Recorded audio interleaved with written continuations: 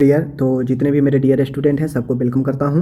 तो जो भी लोग देख रहे हैं एएनएम के कैंडिडेट हैं, आप लोग को स्वागत करता हूं। आप लोग को पता है कि आप लोग यूपी में 5272 पदों के लिए अप्लाई की हैं। मैं उसका कंटिन्यू जो है तैयारी करा रहा हूं और ज़बरदस्त तरीके से हम लोग इसको समझेंगे, देखेंगे और एकदम जो है आपको पता है कि मैं डेली 30 क्वेश्चन ला रहा हूँ आप सभी एएनएम के लिए। सुबह या 7 साढ़े 7 में वीडियो डल जाता है, तो आप इसे कभी भी आकर देख सकती हैं और ट्राई कर सकती हैं कि आप इस 30 में से कितना सही कर पा रही हैं। ठीक है, तो चलिए हम लोग यहाँ पे शुरू करते हैं। पहला प्रश्न है, भारत में एकीकृत बाल सेवा कार्यक्रम किस वर्ष संचालन में लाया गया था। हमसे पूछ रहा है कि भारत में जो एकीकृत बाल विकास सेवा कार्यक्रम है किस वर्ष संचालन में लाया गया था। ठीक है ना, हमसे ये पूछ रहा है। ऑप्शन है 1998, 1975, 1949, 1940। तो इसका राइट आंसर क्या होगा, किसके लिए, एकीकृत बाल विकास सेवा कार्यक्रम के लिए कब लॉन्च किया गया, 1975, ऑप्शन नंबर बी। ठीक है, आगे बढ़ते हैं। दूसरा क्वेश्चन है यहाँ पे देख लीजिए, निम्नलिखित में से कौन सी योनि का महत्वपूर्ण उप समानता नहीं है। ठीक है, पूछ रहा है कि योनि से रिलेटेड उप समानता नहीं है, ये पूछ रहा है। ठीक है, उप समानता नहीं है। योनि छद अपसमानताएं, पटयुक्त गर्भाशय, संकीर्ण ये जो है योनि द्वार, योनि अजनन, क्या है इसमें जो योनि से रिलेटेड महत्वपूर्ण नहीं है। ठीक है, हमसे ये पूछ रहा है, तो राइट आंसर क्या होगा, दूसरा का ए पटयुक्त गर्भाशय। गर्भाशय चूंकि यूट्रस को बोलते हैं, तो यूट्रस और योनि दोनों तो अपना अलग अलग है, भले यह आपका रिप्रोडक्टिव सिस्टम का पार्ट है दोनों, लेकिन मैं बता दूं गर्भाशय अलग है अपना और योनि अलग है। तो योनि छद, संकीर्ण योनि द्वार और योनि अजनन, ये तीनों आपका एक दूसरे से रिलेटेड हैं, बट ये गर्भाशय अलग है। ठीक है ना, आगे बढ़ते हैं। तीसरा क्वेश्चन है यहाँ पे, गाँवों की समग्र योजना तथा विकास के लिए कौन उत्तरदायी है। यानी गाँवों के विकास के लिए, गाँव में जो योजना चलते हैं उसके लिए कौन उत्तरदायी है, ग्राम पंचायत, एनजीओ, उपकेंद्र या प्राथमिक स्वास्थ्य देखभाल केंद्र। कौन जो है इसके लिए आपका उत्तरदायी है। गाँव में जो विकास होता है, गाँव में जो योजना चलता है उसके लिए कौन उत्तरदायी है, हमसे ये पूछ रहा है। ग्राम पंचायत, एनजीओ, उपकेंद्र, प्राथमिक स्वास्थ्य देखभाल। तो गांव में जो सेवा, जो विकास योजना होता है वह आपके ग्राम पंचायत के द्वारा जो है ये सारे चीज़ किए जाते हैं। ठीक है, आगे बढ़ते हैं। चौथा क्वेश्चन है यहाँ पे, निम्नलिखित में से कौन सा गृह दौरे का उद्देश्य नहीं है। गृह दौरा मतलब होम विजिट का उद्देश्य नहीं है, ये पूछ रहा है। परिवार को स्वयं के संसाधनों से विशिष्ट कौशल सीखने में मदद करना।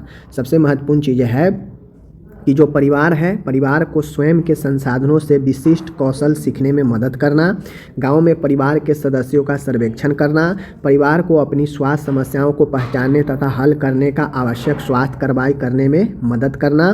किसी नियमित दौरे की आवश्यकता नहीं होती है। तो माय डियर, मैं बता दूं कि चौथा का जो डी ऑप्शन है ये कोई मतलब नहीं बनता है। ये जो डी ऑप्शन है कह रहा है कि किसी नियमित दौरे की आवश्यकता नहीं है, जबकि होम विजिट में क्या होता है कि नियमित एक रेगुलर बेसिस पर जो है विजिट होना चाहिए होम विजिट में। ठीक है ना, तो ये ऑप्शन डी इसका उद्देश्य नहीं है, बाकी यह तीनों होम विजिट का उद्देश्य है। ठीक है, आगे बढ़ता हूँ। पाँचवा क्वेश्चन है, पाँचवा क्वेश्चन क्या कहता है देख सकते हैं कि प्रसव के बाद RH निगेटिव माताओं को RH इम्यूनोग्लोबिन जो है देने का प्राथमिक उद्देश्य निम्न में से किसका रोकथाम करना है। यानी प्रसव के बाद अगर RH निगेटिव माता है तो वैसे में RHLG यानी IG यानी RH इम्यूनोग्लोबिन देने का जो प्राथमिक उद्देश्य होता है वह किसके रोकथाम के लिए यह देते हैं, किसके, मातृ एनीमिया,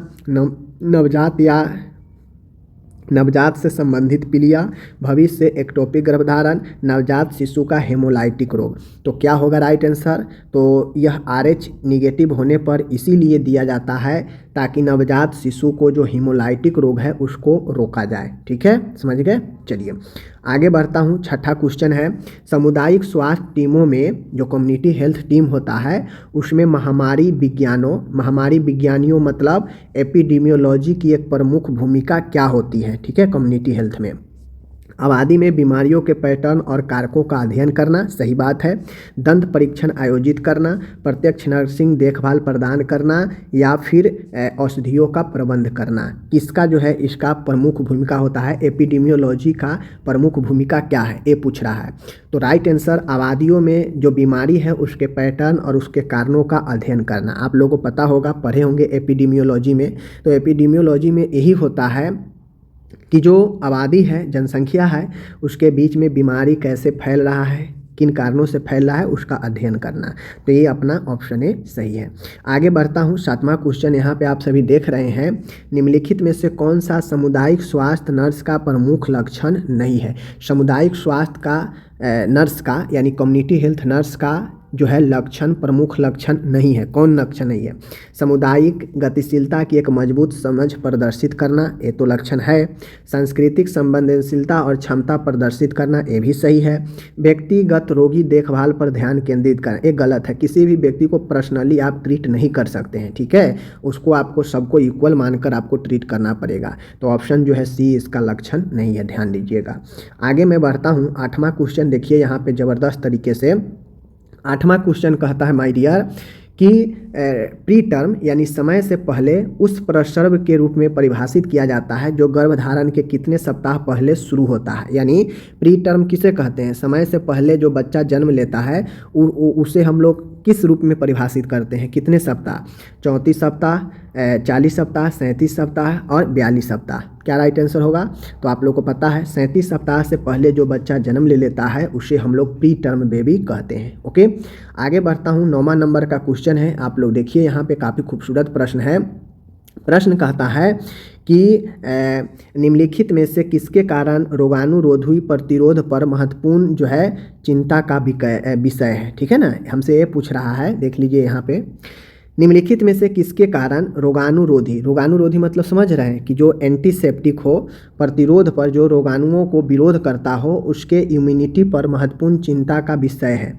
एंटीबायोटिक का अत्यधिक प्रयोग और दुरुपयोग, व्यायाम की कमी, टीकाकरण, उच्च कार्बोहाइड्रेट जो है आहार। क्या होगा राइट आंसर? तो देखिए, अगर आप जो है ज़्यादा अगर एंटीबायोटिक्स लेते हैं तो उसका प्रयोग तो है ही, साथ में आपको दुष्प्रभाव भी दिखाता है। तो ज़्यादा एंटीबायोटिक जो है लेना भी एक चिंता का विषय जो है दर्शाता है, समझ लीजिए। आगे मैं बढ़ता हूँ, 10वां क्वेश्चन है। Genital prolapse. जेनाइटल प्रोलैप्स के लक्षणों में शामिल है मूत्र त्यागने में परेशानी होना, पीठ दर्द होना, मल त्यागने में परेशानी होना, उपरोक्त में से सभी। तो जेनाइटल जो प्रोलैप्स होता है उसका जो लक्षण शामिल होता है उसमें मूत्र त्यागने में भी परेशानी होता है, पीठ दर्द भी होता है, मल त्यागने में भी परेशानी होता है। तो इसलिए ऑप्शन डी राइट होगा। आगे बढ़ते हैं, 11 क्वेश्चन है, देख लीजिए यहाँ पे। गर्भ अवस्था के दौरान सर्विक्स में कौन सा परिवर्तन नहीं होता है? यानी गर्भ के दौरान, जब गर्भ रहता है उस दौरान जो ग्रीवा होता है सर्विक्स, उसमें कौन सा चेंजेज नहीं होता है? सर्विक्स कोमल हो जाती है, ये तो सही है। सर्विक्स मुंह के होठों की तरह महसूस होती है। सर्विक्स नीला रंग खराब हो जाता है। सर्विक्स नाक की टिप की तरह महसूस होती है। क्या इसमें जो है परिवर्तन नहीं होता है, ये बताना है। तो देखिए, सर्विक्स नाक की टिप की तरह महसूस होता है, ये बातें गलत है, ठीक है, ये ध्यान दीजिएगा। ये बाकी ये सब जो है परिवर्तन होता है, लेकिन ये वाला परिवर्तन नहीं होता है। आगे मैं बढ़ूँ, 12 क्वेश्चन है। गर्भ अवस्था के वह समय अवधि जिसे प्रथम तिमाही फर्स्ट ट्राइमेस्टर कहा जाता है। फर्स्ट ट्राइमेस्टर हम लोग किसे कहते हैं, ठीक है, सबसे पहले जानिए। फर्स्ट ट्राइमेस्टर जो होता है प्रथम 12 सप्ताह, प्रथम 5 से 6 सप्ताह, 13 से 28 सप्ताह और 29 से 40 सप्ताह। तो ध्यान दीजिएगा, फर्स्ट तिमाही जो होता है, प्रथम तिमाही, फर्स्ट ट्राइमेस्टर, वह प्रथम 12 सप्ताह जो है, इसको हम लोग फर्स्ट जो है तिमाही जानते हैं, ध्यान दीजिएगा, ठीक है। आगे बढ़ता, आगे क्वेश्चन है यहाँ पे, निम्नलिखित में से कौन सी संरचना जननांगों में शामिल है? यानी जननांग मतलब जो जनन देने में, वैसा अंग जो जन्म में शामिल होता हो वो जननांग होता है, जन्म देने वाला अंग, ठीक है। तो जन्म देने वाला जो अंग है प्रोस्टेट ग्रंथि है, ठीक है, ध्यान दीजिएगा।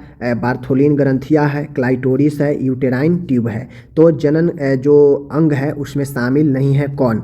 तो यहाँ पे बताना है, ठीक है। तो 13 का राइट आंसर प्रोस्टेट ग्रंथि। जनन अंग में आपका महिलाओं से संबंधित यह तीनों है, लेकिन यह पुरुषों में होता है प्रोस्टेट ग्लैंड, जो कि यह जननांग में क्वेश्चन है, देख सकते हैं, हाइपोएस्पेडियास से ग्रसित व्यक्ति में क्या होता है। ठीक है ना, जो हाइपोएस्पेडियास से ग्रसित व्यक्ति होते हैं उसमें क्या होता है, शुक्राणुओं का उत्पादन नहीं होता है, योनि में शुक्राणुओं का संग्रह नहीं कर पाता है, मूत्र त्याग नहीं कर सकता है, योनि से ज़्यादा गहराई में शुक्राणुओं का संग्रह नहीं कर पाता है। इनमें से राइट आंसर क्या है ये बताना है। ठीक है, तो मैं आपको यहाँ पे बता दूं जानकारी के लिए कि जो हाइपोएस्पेडियास से ग्रसित व्यक्ति होते हैं वो क्या होते हैं, योनि से ज़्यादा गहराई में शुक्राणुओं का संग्रह नहीं कर पाते हैं। ठीक है, चीज़ों को ध्यान में रखिएगा। आगे मैं बढ़ता हूँ, आगे का क्वेश्चन है, 12 सप्ताह की गर्भधारण में गर्भाशय का आकार हो जाता है, कैसा हो जाता है। 12 सप्ताह के गर्भधारण के बाद जो गर्भाशय का आकार है वो कैसा हो जाता है, हमसे ये पूछ रहा है। ठीक है, मुर्गी के अंडे के बराबर, क्रिकेट की गेंद के समान, भ्रूण के सिर के समान, फुटबॉल के बराबर। तो मैं बता दूं कि जो 12 सप्ताह का गर्भधारण होता है उसमें जो गर्भाशय का आकार है वह जो शिशु का जो भ्रूण का सिर होता है ना, इस तो इसका राइट आंसर क्या होगा, भ्रूण के सिर के समान जो है आपका क्या होता है, ये अपना भ्रूण के जो सिर होता है ना उसके समान जो है गर्भाशय का आकार अपना हो जाता है। ठीक है, आगे मैं बढ़ता हूँ, नेक्स्ट क्वेश्चन है 16 नंबर, बर्थ के 6 माह बाद ब्लड फॉर्मेशन कहाँ से होता है, यानी जन्म के जो 6 महीने के जो बाद जो ब्लड का निर्माण होता है वो कहाँ होता है, अस्थि-मज्जा, योलकैक्स, प्लीहा, यकृत, कहाँ पे होता है ये बताना है। तो आपको कमेंट करके इसका आंसर बताना है कि बर्थ के 6 माह बाद ब्लड फॉर्मेशन कहाँ से होता है। ठीक है ना, आगे मैं बढ़ता हूँ, 17 क्वेश्चन है, मिकोनियम का हरा काला रंग किस वर्णक द्वारा होता है। मतलब मिकोनियम जो होता है, सबसे पहले तो ये बताइए कि मिकोनियम क्या होता है। ठीक है, और यह मिकोनियम जो होता है हरा काला रंग किस वर्णक द्वारा होता है, बिलुबिरिन के द्वारा, ठीक है, बी इलिविरिडिन के द्वारा, उर्बिलिनोजेन के द्वारा, सभी। क्या होगा राइट आंसर। आपको मैं बता दूं कि जो मिकोनियम का हरा काला रंग जो होता है यह ऑप्शन नंबर जो है सी, ठीक है, ऑप्शन नंबर जो है बी। ठीक है, क्या होगा राइट आंसर, राइट आंसर होगा ऑप्शन नंबर जो है अपना बी। ठीक है, ऑप्शन नंबर बी, उर्बिलिनोजेन के कारण मिकोनियम का रंग हरा काला रंग का होता है। 18 क्वेश्चन है और अच्छा क्वेश्चन है, आप लोग देख लीजिए, बहुत अच्छा क्वेश्चन है। मोर रिफ्लेक्स जो होता है, मोरे रिफ्लेक्स जो होता है, ये मोरे रिफ्लेक्स का डिसअपियर होता है। मतलब मोरे रिफ्लेक्स डिसअपियर होता है, कब होता है ये क्वेश्चन बताना है। ठीक है, 8 माह, 10 माह, 12 माह, 14 माह। तो मोर रिफ्लेक्स जो होता है यह डिसअपियर होता है कब ये बताना है। ठीक है, right answer option number C, 12 महीने में। ओके, आगे मैं बढ़ता हूँ, 19 नंबर का क्वेश्चन है, 1 वर्ष के बच्चे को प्रतिदिन कितनी ऊर्जा कैलोरी की आवश्यकता होती है। मतलब 19 वर्ष के बच्चे हैं तो प्रतिदिन कितनी ऊर्जा की आवश्यकता होगी, 500 kilo calorie, 1000 kilo calorie, 1500 kilo calorie, 2000 kilo calorie. तो right answer option number B, 1000 kilo calorie. ठीक है, ध्यान रखिएगा। आगे है 20 नंबर क्वेश्चन, फ्लैग साइन पाया जाता है। फ्लैग साइन किस में पाया जाता है, दस्त में, टिटनस में, पेचिस में, पीईएम। पी मतलब समझते हैं, पीईएम, प्रोटीन एनर्जी माल न्यूट्रिशन। तो इसका right answer option number D. आगे मैं बढ़ता हूँ, 21 है, माल न्यूट्रिशन ग्रेड 2 कहते हैं जिसमें वजन सामान्य से कम होता है। मतलब माल न्यूट्रिशन ग्रेड 2 किसे कहते हैं, जिसमें वजन जो होता है सामान्य से कम हो जाता है, ये पूछ रहा है, ध्यान दीजिएगा। ठीक है, 70%, 71 से 70%, 51 से 60%, 78 से 90%। तो जो माल न्यूट्रिशन ग्रेड 2 होता है उसमें जो वजन कम होता है वह सामान्य से कितना वजन कम होता है, तो सामान्य से जो वजन कम होता है वह 51 से 60% वजन जो है सामान्य से, नॉर्मल से कम होता है माल न्यूट्रिशन ग्रेड 2 में। ओके, आगे है 22 नंबर है, क्वास्कियोर का कारण होता है। क्वास्कियोर का कारण कौन सा होता है, कैलोरी कुपोषण, प्रोटीन कुपोषण, वस्त्र कुपोषण, सभी। तो जो क्वास्कियोर होता है मैं बता दूं, right answer option B, protein कुपोषण के कारण, प्रोटीन माल न्यूट्रिशन के कारण क्वास्कियोर होता है। 23 नंबर का क्वेश्चन है, अच्छा क्वेश्चन है, एबीजी में सामान्य CO2 कितना होता है। ठीक है ना, एबीजी आर्टेरियल ब्लड गैसेज जो होता है इसमें CO2 का कितना होता है, समान, नॉर्मल। इतना से इतना, इतना से इतना, इतना से इतना, इतना से इतना। तो मैं बता दूं कि जो ABG में समान CO2 जो होता है वह होता है A, ठीक है ना, 6.35 से लेकर 6.45, ठीक है। तो इस चीज़ को आपको जो है ध्यान में करके रखना है। आगे है 24 नंबर का है, एंजाइना पेक्टोरिस के उपचार में देते हैं, यानी जो एंजाइना होता है उसके एंजाइना के उपचार में क्या देते हैं हम लोग, ठीक है। Penicillin, Lasix, nitroglycerin and paracetamol. तो एंजाइना पेक्टोरिस के ट्रीटमेंट में हम लोग उपचार में क्या देते हैं ये हमको जो है यहाँ पे बताना है, ठीक है। तो इसका राइट आंसर क्या होगा, एंजाइना पेक्टोरिस में हम लोग जो देते हैं वो देते हैं अपना ऑप्शन नंबर बी, नाइट्रोग्लिसरीन, ठीक है। ऊपर नीचे हो गया है, देख लीजिएगा। नाइट्रोग्लिसरीन को हम लोग NTG कहते हैं, ठीक है। नाइट्रोग्लिसरीन को हम लोग NTG कहते हैं, जो एंजाइना पेक्टोरिस में दर्द जो होता है, अचानक से तीव्र जो दर्द होता है उसको कम करता है, ठीक है। आगे मैं बढ़ता हूँ, 25 नंबर का क्वेश्चन है यहाँ पे, एंजाइना पेक्टोरिस का दर्द लगभग कितने समय तक रहता है। तो जो 25 क्वेश्चन कह रहा है कि एंजाइना पेक्टोरिस में जो दर्द होता है कितने समय तक रहता है। तो देखिए, एंजाइना के मरीजों में दर्द होता है और यह दर्द जो है थोड़े समय के लिए होता है, ठीक है। 3 से 5 मिनट, 6 से 9 मिनट, 12 से 15 मिनट, 20 से 25 मिनट। तो राइट आंसर जो होने वाला है वो ऑप्शन नंबर बी, ठीक है। अगर आपको 5 से 10 मिनट ऑप्शन में है तो राइट आंसर जो है अपना यही होगा। इतना समय तक जो है दर्द रहता है एंजाइना पेक्टोरिस में, ठीक है। यह एक हार्ट का प्रॉब्लम है। 26 नंबर का क्वेश्चन है, सिगरेट पीने से हृदय गति का क्या प्रभाव पड़ता है। अगर कोई स्मोकिंग करता है तो इससे हृदय गति पर क्या प्रभाव पड़ता है, बढ़ जाती है, दोनों कम हो जाती है, दोनों होता है, या फिर जो है आपको पता नहीं है, ठीक है ना। तो सिगरेट पीने से जो हृदय का गति होता है वह गति जो है वह बढ़ जाता है, यानी चूँकि आप सिगरेट पिएंगे आपको समस्या होगा तो हार्ट का जो लेवल रिदम होगा वो बढ़ जाएगा। जैसे ही रिदम बढ़ेगा आपका हार्ट जो है क्या होगा, फेल कर सकता है एक समय। 27 नंबर का क्वेश्चन है, धमनी में देख लीजिए स्पष्ट रूप से यहाँ आप लोग देख लीजिए, यहाँ पे क्वेश्चन है, धमनी में कितने प्रतिशत रुकावट होने पर उस भाग को रक्त प्रवाह कम हो जाता है। यानी धमनी में कितने प्रतिशत रुकावट होने पर उस भाग को रक्त प्रवाह कम हो जाता है। यानी कह रहा है कि जो आर्टरी होता है उस आर्टरी में कितने % का जो है रुकावट होता है तो ब्लड प्रवाह जो है कम हो जाता है, कितने %, ठीक है। तो ऑप्शन 10%, 25%, 45%, 70%। अगर किसी धमनी में ब्लड के प्रवाह में 10% भी अगर रुकावट आ गया, ऑब्स्ट्रक्शन आ गया, तो समझिए रक्त प्रवाह जो है उसका कम हो जाता है 10% में भी, ठीक है। रुकावट कहने का मतलब है जैसे धमनी है, धमनी में कुछ चीज़ें जम गया यहाँ पे, ठीक है, यानी 10% भी चीज़ें अगर यहाँ पे हो जाएगा, जम जाएगा, तो जो है रक्त प्रवाह कमने लगता है, ठीक है। आगे है 28 नंबर का क्वेश्चन है, एंजाइना पेक्टोरिस वाले रोगी को नहीं लेनी चाहिए। एंजाइना के मरीज जो ग्रसित है उसको नहीं लेनी चाहिए। क्या नहीं लेनी चाहिए, कॉफ़ी, शराब, सिगरेट, उपरोक्त सभी। तो मैं आपको यहाँ पे क्लियर कर दूँ कि जो एंजाइना वाला मरीज है उसको आपको न कॉफ़ी लेनी चाहिए, न ही शराब लेनी चाहिए, न सिगरेट लेनी चाहिए, यानी ऑप्शन डी इसका राइट होगा, ठीक है।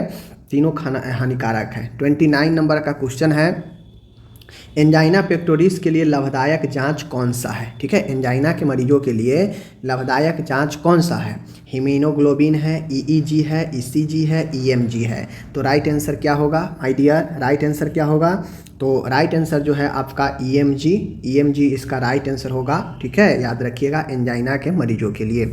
आगे बढ़ते हैं, आखिरी क्वेश्चन है 30 नंबर का, हृदयघात हार्ट अटैक के दर्द को कम करने के लिए प्रयोग की जाती है। अगर किसी को हार्ट अटैक हो तो उस दर्द को कम करने के लिए किसका प्रयोग करते हैं, पैरासीटामोल, एस्पिरिन, मॉर्फिन और एमॉक्सिसिलिन। तो मैं बता दूं पैरासीटामोल तो होगा नहीं, एमॉक्सिसिलिन होगा नहीं, तो राइट आंसर अपना या तो ये होगा या तो ये होगा।